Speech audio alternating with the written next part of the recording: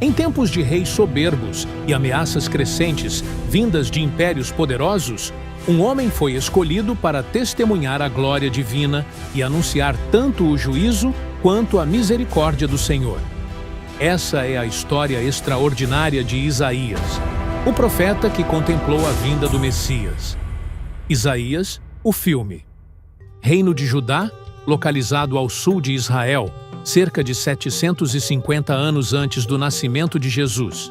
Foi um período marcado por grande prosperidade e força, especialmente durante o longo governo do rei Uzias.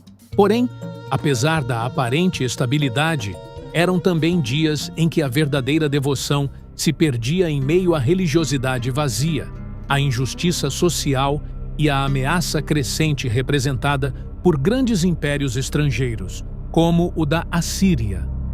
Nesse cenário delicado e complexo, Deus escolheu um homem comum, Isaías, filho de Amós, morador de Jerusalém, provavelmente próximo ao círculo da corte real.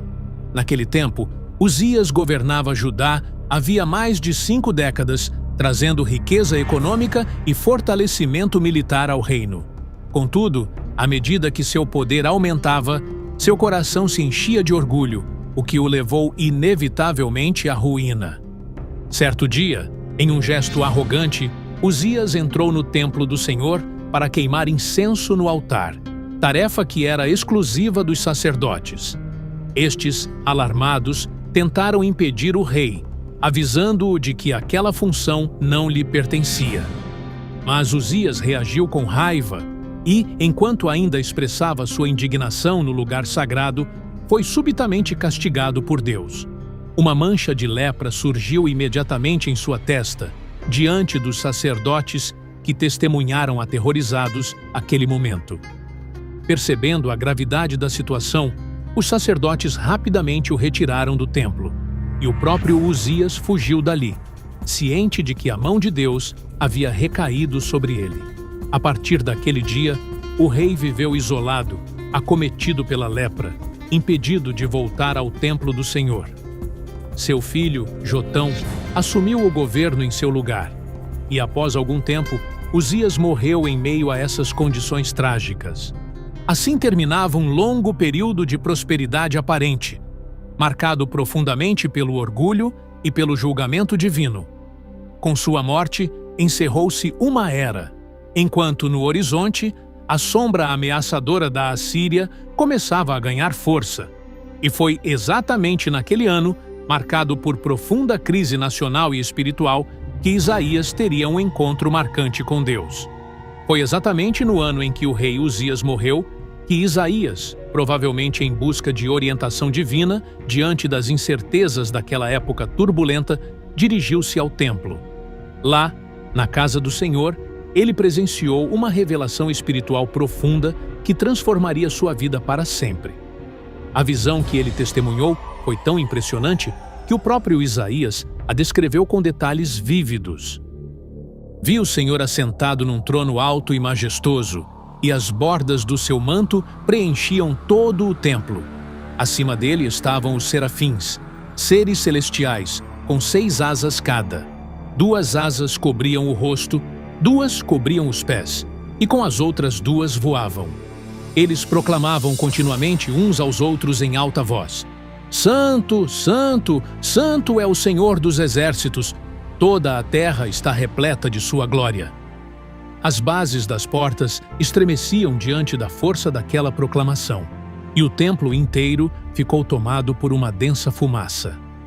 Diante da santidade absoluta que estava presenciando, Isaías sentiu-se profundamente abalado e reconheceu imediatamente sua condição pecaminosa, exclamando angustiado: Ai de mim, estou condenado, pois sou um homem de lábios impuros, e vivo no meio de um povo também de lábios impuros. Contudo, meus olhos viram o Rei, o Senhor dos exércitos.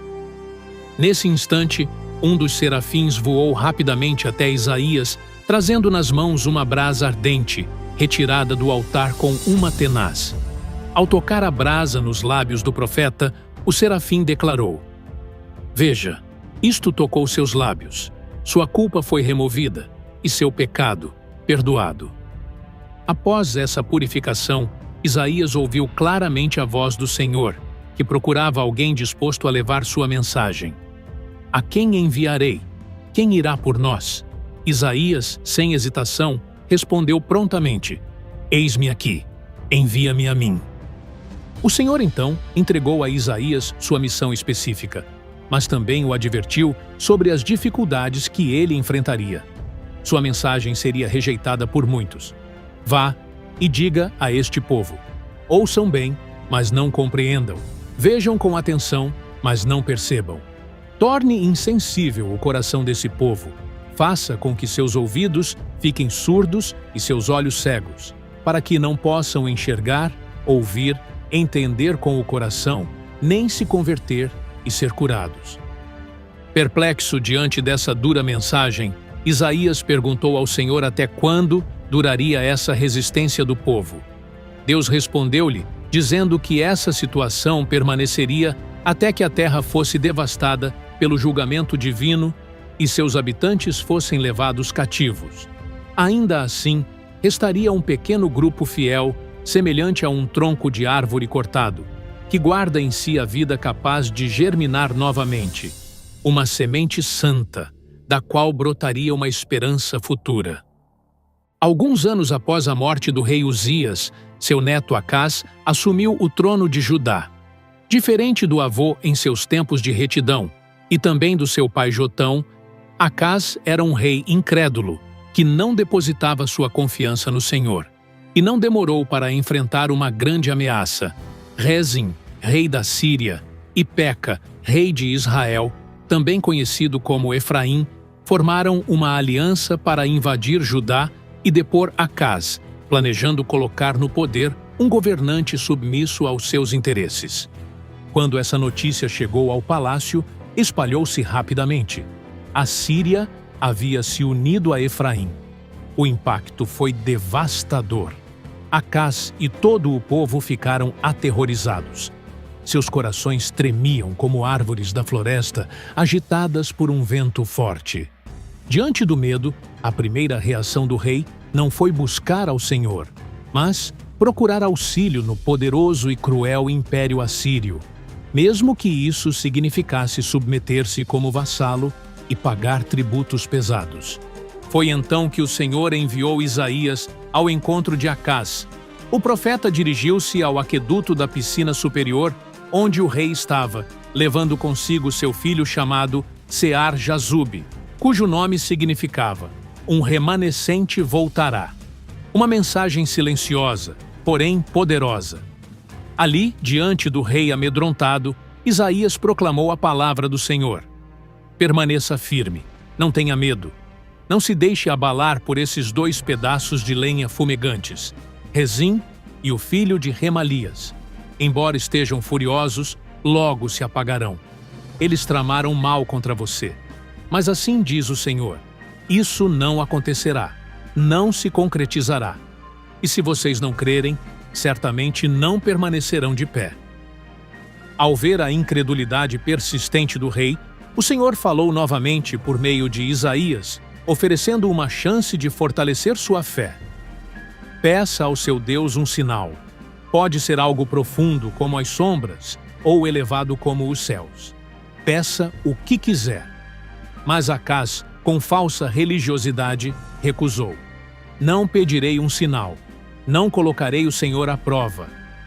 Então Isaías respondeu com firmeza: ouçam, casa de Davi. Não basta cansarem os homens. Agora vão cansar também o meu Deus?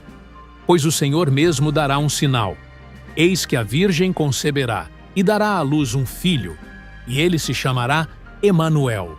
Emanuel, nome hebraico que significa Deus conosco. Isaías anunciou que, antes mesmo dessa criança saber discernir entre o bem e o mal, as terras dos atuais inimigos de Judá, a Síria e Israel seriam devastadas. E assim, mesmo diante da incredulidade do rei, a promessa de um livramento imediato e de uma esperança futura foi declarada. E, de fato, não demorou para que a profecia se cumprisse. Pouco tempo depois, a Assíria derrotou a Síria e Israel. No entanto, A mensagem de Isaías ia além do contexto imediato. Ela apontava para algo muito maior, um cumprimento futuro e glorioso, a vinda do próprio Deus para habitar entre o seu povo. Isaías também advertiu Acaz de que sua escolha de confiar na Assíria, em vez de se apoiar no Senhor, traria consequências graves. A mesma nação em que buscou proteção acabaria se tornando instrumento do juízo divino sobre Judá.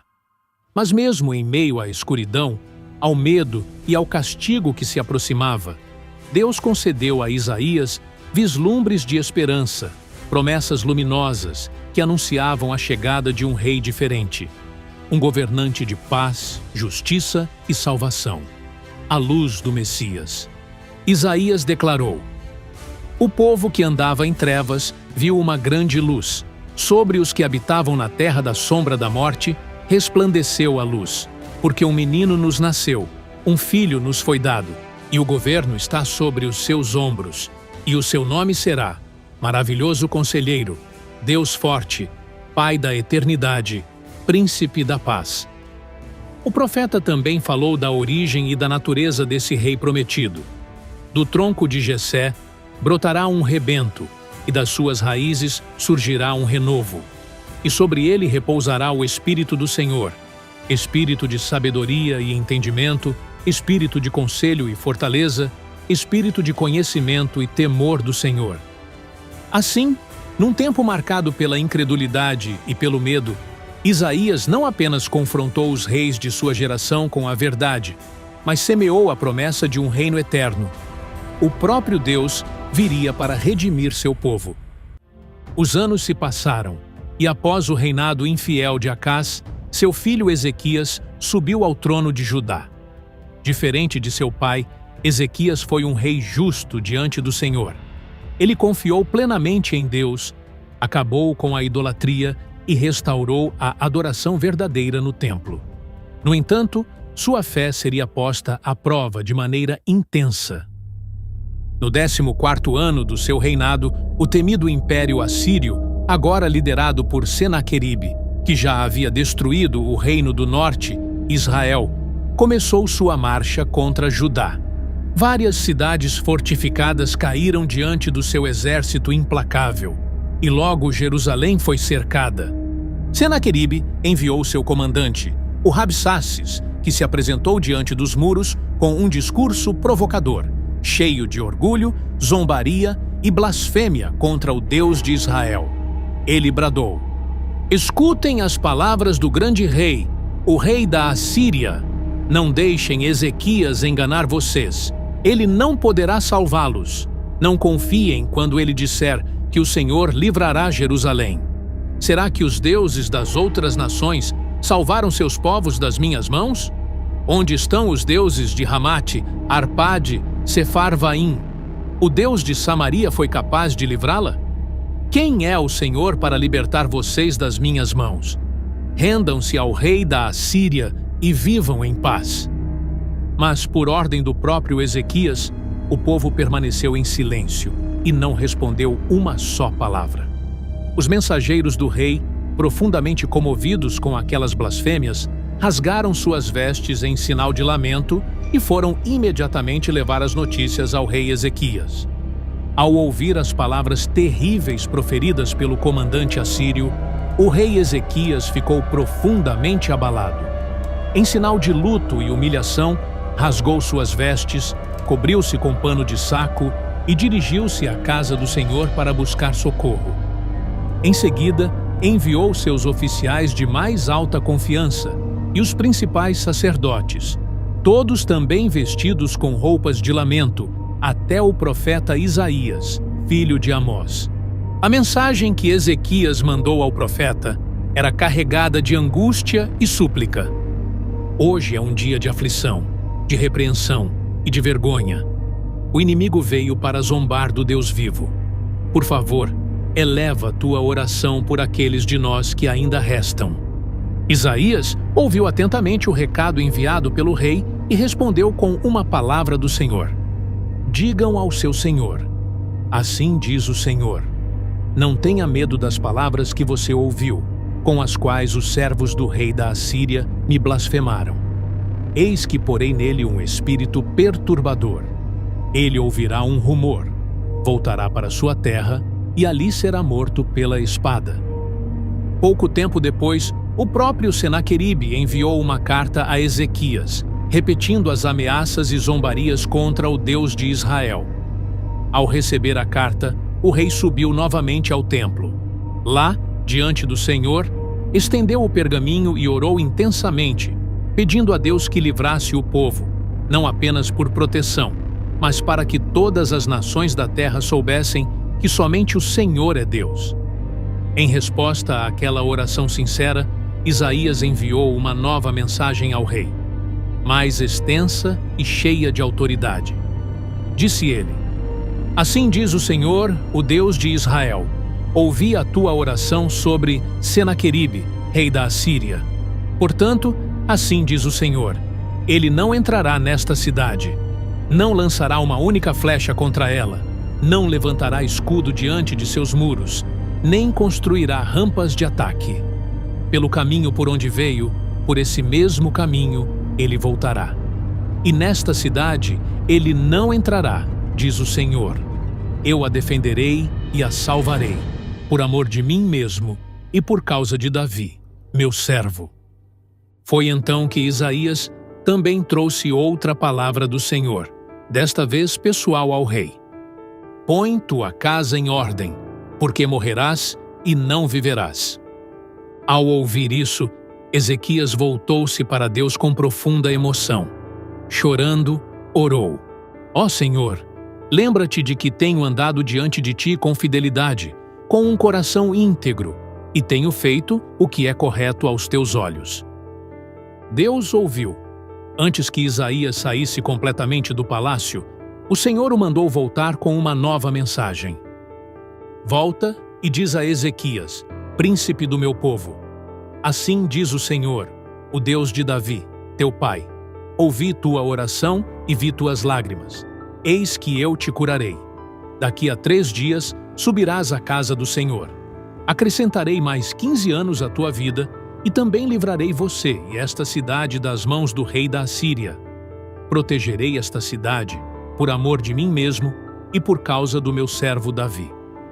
Isaías voltou ao rei com a notícia extraordinária. Como sinal e instrução prática para a cura, mandou preparar uma pasta de figos.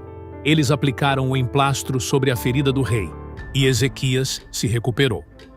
Antes de tudo isso, o rei havia perguntado a Isaías qual sinal confirmaria que ele realmente seria curado e voltaria ao templo. O profeta lhe deu a opção de um milagre envolvendo os degraus do relógio de sol pertencente ao seu pai, Acás. Este será o sinal do Senhor. Queres que a sombra avance 10 graus ou que retroceda 10 graus? Ezequias respondeu: Fácil é a sombra avançar 10 graus, mas que ela volte 10 graus, isso sim é um sinal. Então o profeta Isaías clamou ao Senhor, e Deus realizou algo sobrenatural. Fez a sombra do relógio voltar 10 graus, exatamente os mesmos que já haviam descido. Dessa forma, o Senhor confirmou sua promessa com um sinal visível nos céus, uma resposta direta, milagrosa e inesquecível. Ezequias recuperou-se totalmente de sua enfermidade e, em gratidão, escreveu um cântico de louvor ao Senhor. Foi então que Merodach-Baladã, rei da Babilônia, uma nação distante, porém ambiciosa, interessada em expandir sua influência, soube da enfermidade e da recuperação milagrosa do rei de Judá. Em nome da diplomacia, enviou cartas e presentes a Ezequias. No entanto, seu real objetivo era provavelmente estabelecer uma aliança contra a Assíria. Ezequias recebeu os enviados com alegria. Orgulhoso da visita e de sua posição, cometeu um erro grave. Em um gesto de vaidade, abriu os portões do palácio e mostrou à comitiva babilônica todos os seus bens: prata, ouro, perfumes raros, óleos preciosos, armamentos e tudo o que possuía. Não escondeu nada. Tudo em seu palácio e em seu reino foi revelado. Ao saber do ocorrido, o profeta Isaías foi até o rei e, de maneira direta, questionou: "O que esses homens disseram? E de onde vieram?" Ezequias, sem perceber o peso da situação, respondeu com naturalidade: "Vieram de uma terra distante, da Babilônia." Isaías continuou, indo direto ao ponto: "O que eles viram em tua casa?" E Ezequias, talvez ainda envaidecido pela atenção recebida, respondeu: "Viram tudo. Não houve nada entre meus tesouros que eu não lhes mostrasse." Então Isaías entregou ao rei uma palavra do Senhor, uma profecia que naquele momento parecia remota, mas selava o destino de Judá e de sua linhagem real. "Ouve a palavra do Senhor dos Exércitos.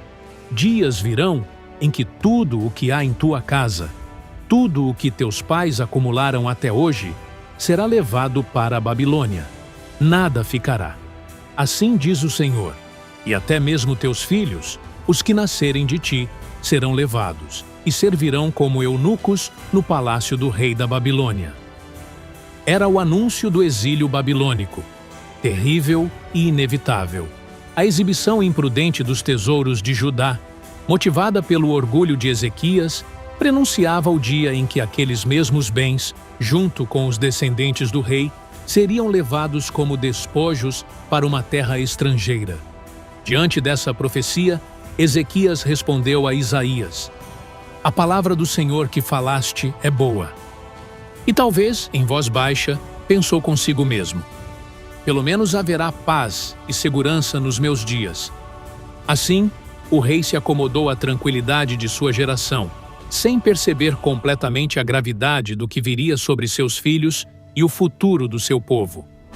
A sombra da Babilônia, que parecia tão distante naquele momento, começava a se estender sobre Judá, e esse tema se tornaria central nas mensagens que Isaías ainda proclamaria. Isaías viveu e morreu muito antes de Babilônia se tornar o império que viria a conquistar Judá. No entanto, em sua sabedoria eterna, Deus lhe entregou palavras que atravessariam os séculos e se tornariam vitais no momento em que o povo mais precisasse delas. Quando Judá foi finalmente levado ao exílio, tendo perdido sua terra, seu rei e o templo do Senhor, as profecias de consolo de Isaías ganharam um novo significado. No meio de um império pagão, sentindo-se abandonados, foi justamente ali que a mensagem de esperança, pronunciada muito tempo antes, começou a brilhar. O Senhor já havia preparado tudo. Mesmo em meio ao juízo, ele havia anunciado, através de Isaías, uma promessa de restauração. "Consolem, consolem o meu povo", diz o seu Deus. "Falem ao coração de Jerusalém. Digam que sua servidão acabou, que seu pecado foi perdoado, que recebeu da mão do Senhor em dobro por todos os seus pecados." Uma voz clama no deserto: "Preparem o caminho do Senhor. Endireitem no ermo uma estrada para o nosso Deus. Que todo vale seja levantado, todo monte e colina sejam rebaixados. O terreno acidentado se torne plano e os lugares ásperos uma planície.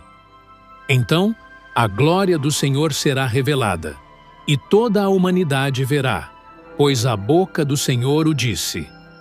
Enquanto os exilados conviviam com os ídolos de ouro e madeira da Babilônia, deuses que precisavam ser carregados por homens, pois não podiam andar ou agir, Isaías, mesmo séculos antes, já havia lembrado o povo da supremacia incomparável do Deus verdadeiro, o Criador de todas as coisas. E sua mensagem de encorajamento continuava: "Você não sabe? Nunca ouviu falar? O Senhor é o Deus eterno, o Criador dos confins da terra. Ele não se cansa nem se fatiga. Seu entendimento é insondável. Ele fortalece o cansado e multiplica as forças ao que não tem vigor.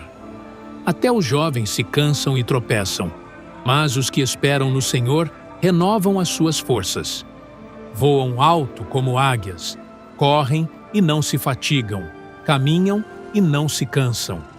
E para mostrar sua soberania absoluta sobre a história humana, Deus fez algo extraordinário. Mencionou, com mais de um século de antecedência, o nome do homem que usaria como instrumento de libertação. Cerca de 150 anos antes de ele nascer, Isaías já anunciava a chegada de Ciro, o rei persa. Assim diz o Senhor acerca de Ciro: ele é o meu pastor e cumprirá tudo o que me agrada. E ainda declarou: assim diz o Senhor ao seu ungido, a Ciro, a quem tomei pela mão direita para subjugar nações diante dele.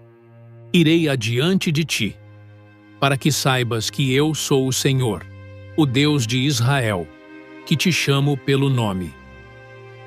Essa revelação surpreendente não apenas confirmava o controle de Deus sobre o curso da história, como também reafirmava sua fidelidade em cumprir suas promessas, mesmo quando tudo parecia perdido.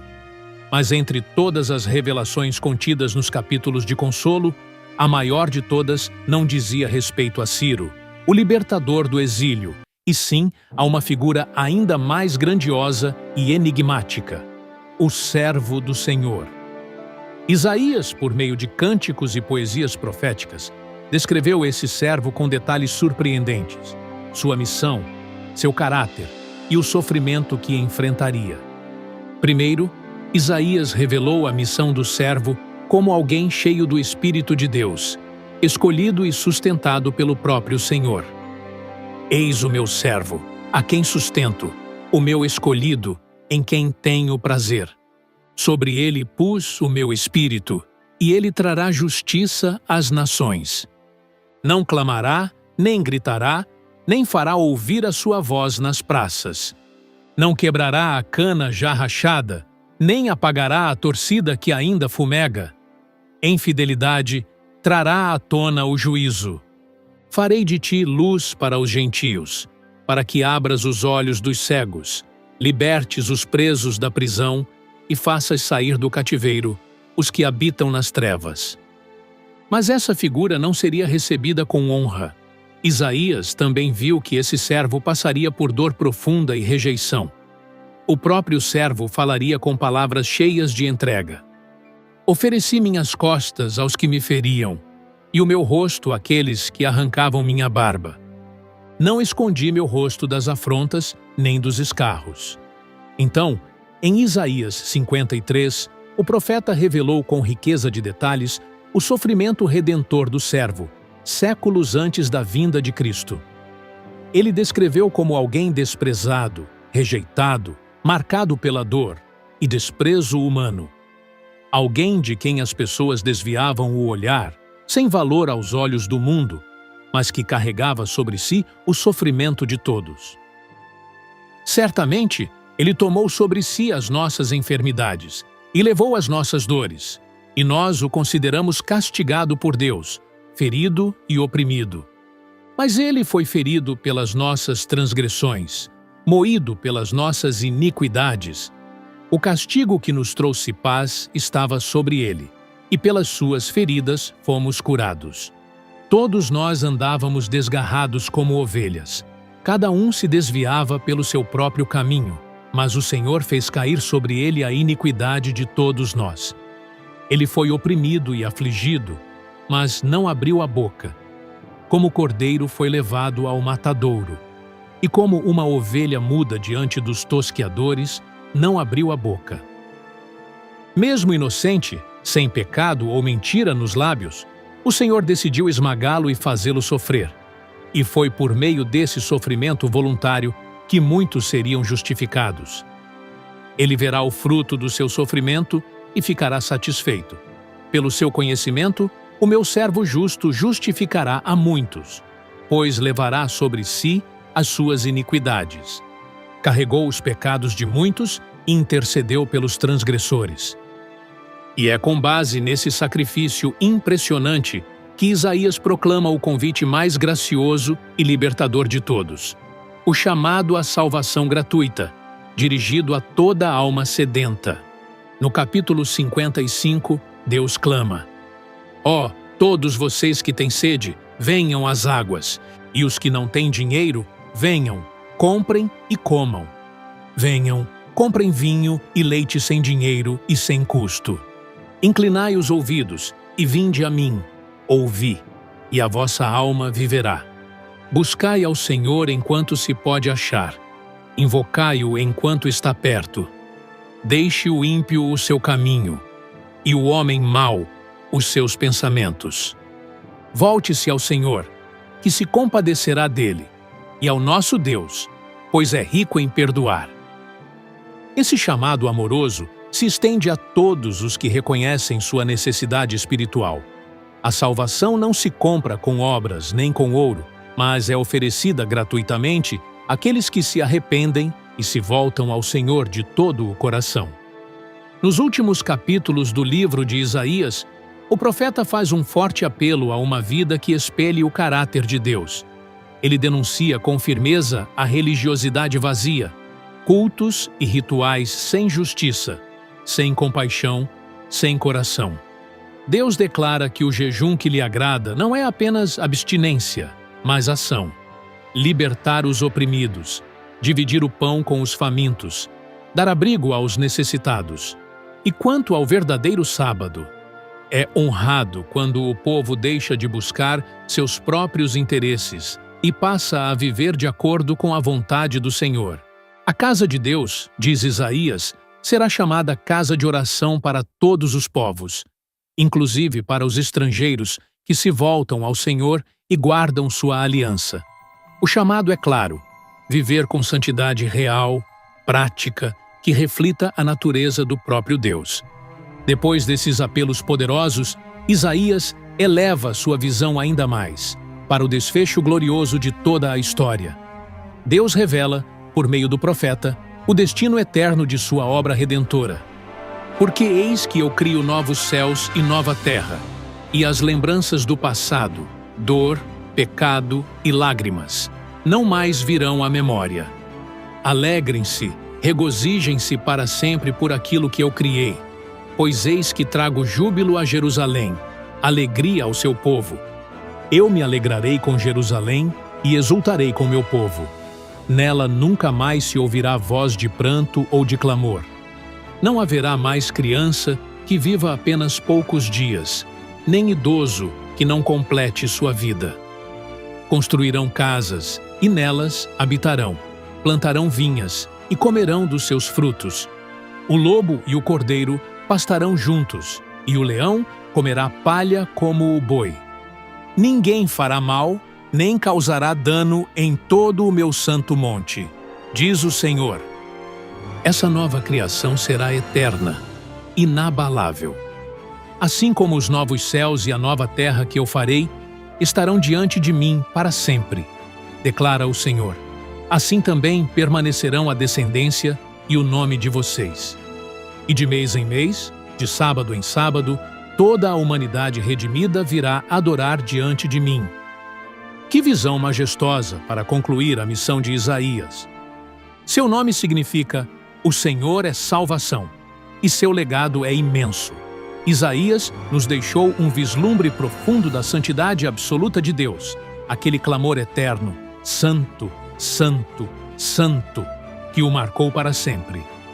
Ao lado dessa revelação, ele entregou uma mensagem clara e poderosa. O julgamento pelo pecado é real, mas também é real a esperança do perdão para todo aquele que se arrepende. Isaías nos deu as mais detalhadas profecias sobre o Messias, o menino Emanuel, o príncipe da paz, o rei justo da linhagem de Davi e o servo sofredor que carregaria nossos pecados. Ele viu, com os olhos da fé, a salvação ultrapassando fronteiras e alcançando todas as nações. E, por fim, anunciou uma nova criação, onde não haverá mais morte, nem dor, nem pranto. Um lugar preparado por Deus para os que confiam em sua promessa. Isaías permaneceu fiel até o último instante, mesmo em meio à oposição e tempos difíceis.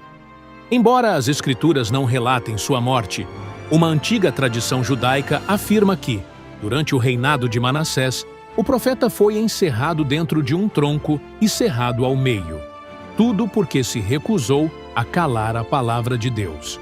Um fim trágico e violento para um homem que contemplou a glória celestial. Escrito há mais de 2.700 anos, seu legado continua vivo. Sua mensagem ressoa até hoje porque aponta diretamente para Jesus Cristo, o Emanuel, o servo sofredor, o rei que há de vir. A visão de Isaías nos convida, ainda hoje, a viver em santidade, a reconhecer nosso pecado e a nos lançar com fé na esperança do perdão e da restauração eterna, prometida àqueles que confiam no Senhor.